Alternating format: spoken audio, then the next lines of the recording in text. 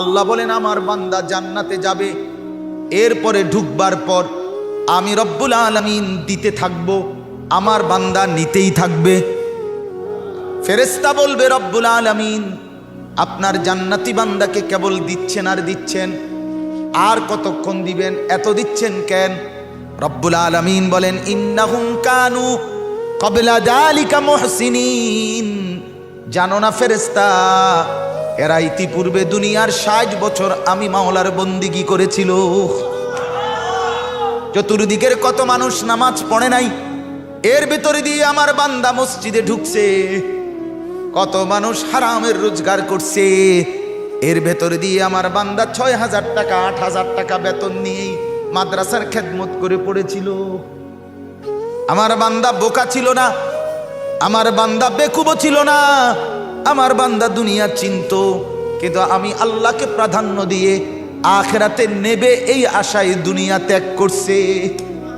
কোরআনুল কারীমের যে আয়াতখানা আমি পড়েছি, এই আয়াতের লম্বা কোনো বিস্তারিত ওয়াজ আমার মূল মাকসাদ না।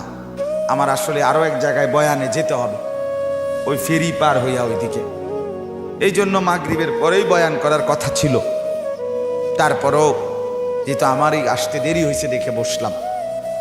তো আমি আপনাদের সামনে প্রথমে এতক্ষণ যে কয়েকটা কথা বলছি, 1 নাম্বার কথা হলো যে আমরা প্রত্যেকেই ফিকির করি আখিরাত আর পরকাল নিয়ে, শুধুই দুনিয়া না সাজাই, ঠিক না বাপ? তাহলে বলে দুনিয়া বাদ দিয়ে লাই, তাহলে হুজুর না বাদ দিতেন কই না, আপনি দুনিয়া বাদ দিলে আপনি আমল করবেন কোরআন, কথা বুঝেন? আপনি মা দিয়ে না থাকলে আপনি মুসল্লা বিছাবেন কোরআন, বুঝছেন না আপনি কথাটা? আপনি যদি মাটি না থাকে তাহলে মুসল্লা কি ইমেতে বিছাবেন কি ফানিত কেন? তাহলে দুনিয়া বাদ দিতে বলি না।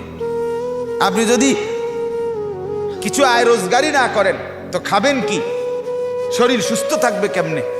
নামাজ পড়বেন কিভাবে?